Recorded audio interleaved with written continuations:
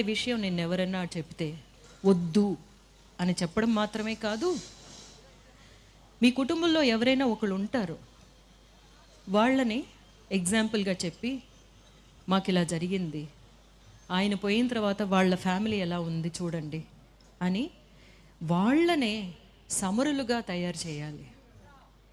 ఈ ప్రాబ్లమ్ని మనం ఇలా తప్ప వేరింకే విధంగా ఎరాడికేట్ చేయలేం. అఫ్కోర్స్ ఫోర్సెస్ ఏమో పోలీస్ కానీ లేకపోతే సిస్టమ్ కానీ దాన్ని క్లియర్ చేయాలి అనేది మనం డెఫినెట్గా చెప్తూనే ఉన్నాము. కానీ కుటుంబంలో ఉండే వాళ్ళకే, ఎస్పెషలీ పేరెంట్స్కే, తల్లిదండ్రులకే తెలుస్తుంది తన బిడ్డ ఒక చిన్న తేడా కనిపిస్తుంది.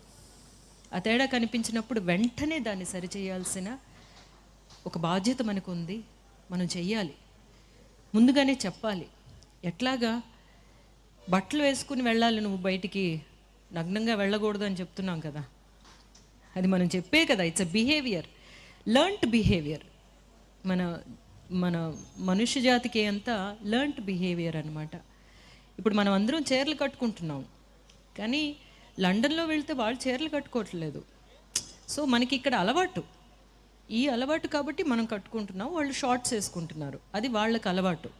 లేకపోతే స్కర్ట్ వేసుకుంటున్నారు, గౌన్లు వేసుకుంటున్నారు, అది వాళ్ళకి అలవాటు.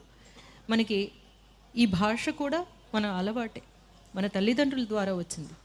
అలాగే మన అలవాట్లు కూడా డెఫినెట్గా మనమే ముందుగా చెప్పాలి, వాళ్ళని క్లియర్ చేయాలి, మంచి త్రోవ పట్టించాలి. అది చాలా ఇంపార్టెంట్.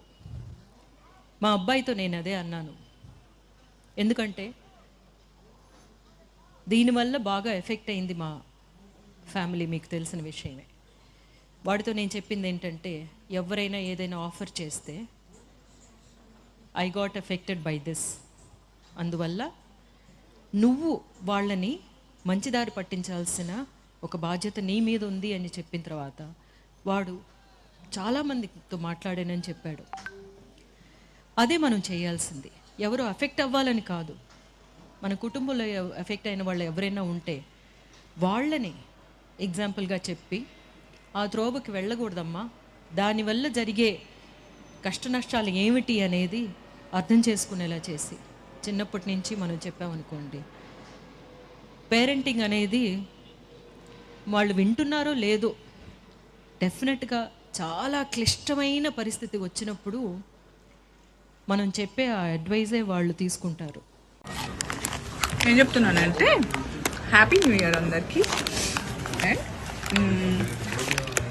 ఐమ్ ఈటింగ్ రాగి sesame crackers, not fried but baked, very healthy.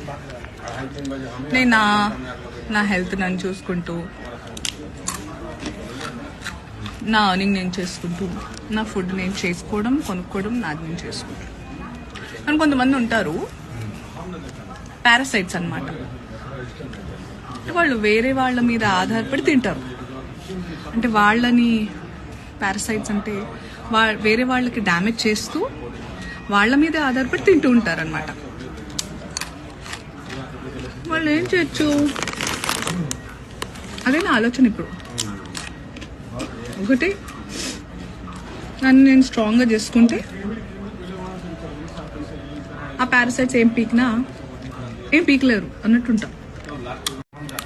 ఇంకోటి, ఈ పారాసైట్స్ అన్నీ ఒకేసారి ఫసక్ అయిపోయేలాగా ఏదన్నా చూడాలి.